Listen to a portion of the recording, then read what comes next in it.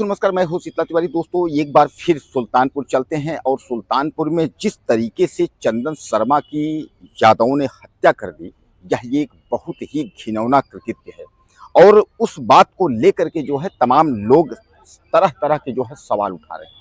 एक छोटी सी बात को लेकर के कि छोटी सी बात यह थी कि चंदन शर्मा का जो है जेसीबी के ड्राइवर से जो है बातचीत हो जाता है। यानी जेसीबी के ड्राइवर जो था वह किसी बात को लेकर के उससे कहासुनी हो जाती है और उसके बाद यादव तीनों भाई जो है मिल करके और कार में सवार होकर के उसके बाद जो है उसी कार से चंदन शर्मा को जो है रौंद देते हैं। और रौंदने के बाद जो है वह तीनों भाई अलग अलग दिशा में जो है वह गायब हो जाते हैं। हालांकि जो कार थी उस कार को जो है पहले लेकर के आजमगढ़ जाया जाता था। आजमगढ़ के बाद उस कार को जो है आजमगढ़ में उसकी मरम्मत कराई जाती है, उसको जो है बनवाया जाता है ताकि किसी भी प्रकार का इसमें ऐसा न दिखे कि इसमें कुछ जो है खून के धब्बे या इस तरीके से ऐसा कुछ न दिखे। और उस कार को जो है धुलाने के बाद उसको जो है अयोध्या ले जाया जाता है। अयोध्या ये केमिकल प्राइवेट लिमिटेड में जो है कंपनी होती है, उसी में जो है कार को छुपाया जाता है।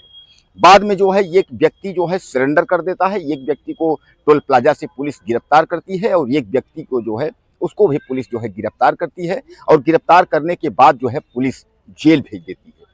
अब मैं आपको बता दूं, यह तीनों जो यादव हैं, यह तीनों जो है भाई हैं और तीनों यादव जो है यह दबंग किस्म के हैं। यानी इनकी दबंगई इतना देखिए कि एक जो है चंदन शर्मा एक ब्राह्मण युवक की जो है इन्होंने हत्या कर दी। ब्राह्मण युवक जो है गरीब घराने का है, कोई ज़्यादा उसकी कमाई नहीं थी। एलआईसी का एक बिजनेस, जीवन बीमा का जो है कार्य करता था।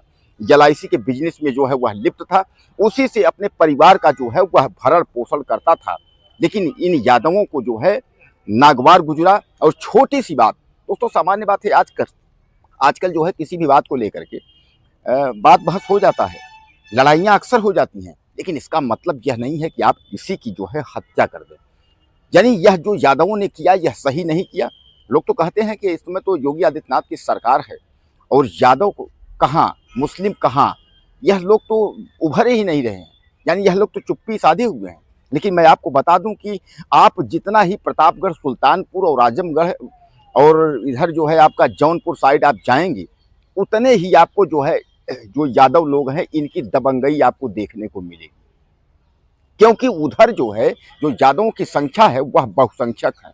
हम यादव की ही बात नहीं कर रहे हैं, हम पंडित की भी बात कर रहे हैं, ठाकुर की बात कर रहे हैं, हम उसके बाद दलित की भी बात कर रहे हैं। जहाँ जहाँ इनकी संख्या बहुसंख्यक है वहाँ इनकी जो दबंगई और जो गुंडई है वह चरम सीमा पर है। क्योंकि अन्य कास्ट का अगर वहाँ कोई व्यक्ति अगर है, अन्य जाति से कोई व्यक्ति अगर वहाँ है, किसी और कौम का कोई व्यक्ति है, तो आप समझ लीजिए कि उसका जो है जीना दूभर हो जाएगा।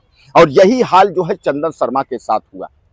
दोस्तों, चंदन शर्मा जैसा मैं आपको बताया बहुत गरीब परिवार का था और छोटी सी बात को लेकर के इन तीनों ने जो है प्लान बनाया कि इसको कार से कुचल करके इसकी हत्या कर देते हैं।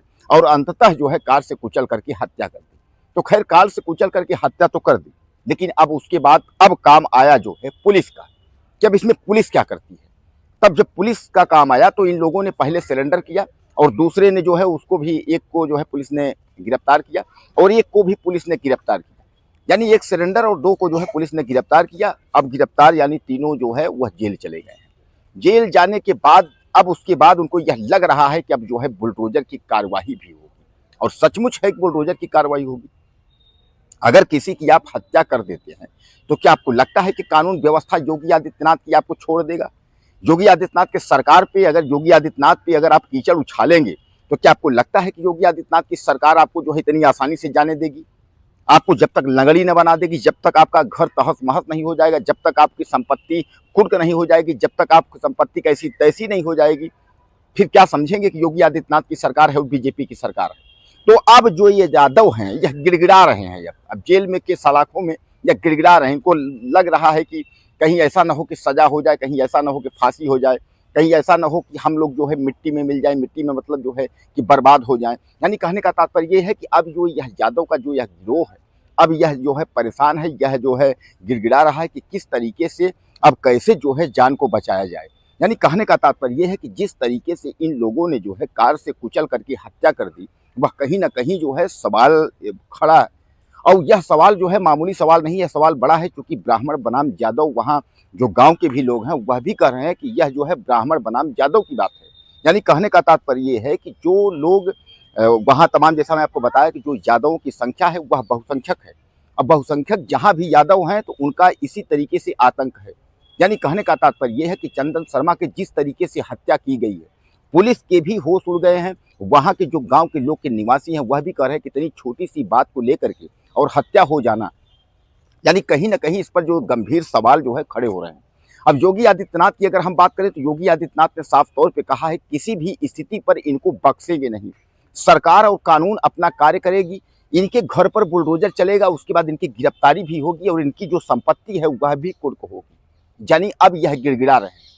यानी इनकी संख्या बहुसंख्यक होने के नाते चंदन शर्मा की जिस तरीके से इन्होंने कार से कुचल करके हत्या की है, तो कहीं ना कहीं यह बहुत ही शर्मिंदगी बात है। वैसे भी आपको बता दूं, जौनपुर, सुल्तानपुर, इस तरीके की जो भी जिले हैं, उन जिलों में जो है यादवों का आतंक आपको देखने को मिल जाएगा। और अक्सर जो है जौनपुर की अगर हम बात करें, प्रतापगढ़, सुल्तानपुर की बात करें, तो आप समझ लीजिए कि महीने में 4 से 6 क्राइम होना निश्चित है।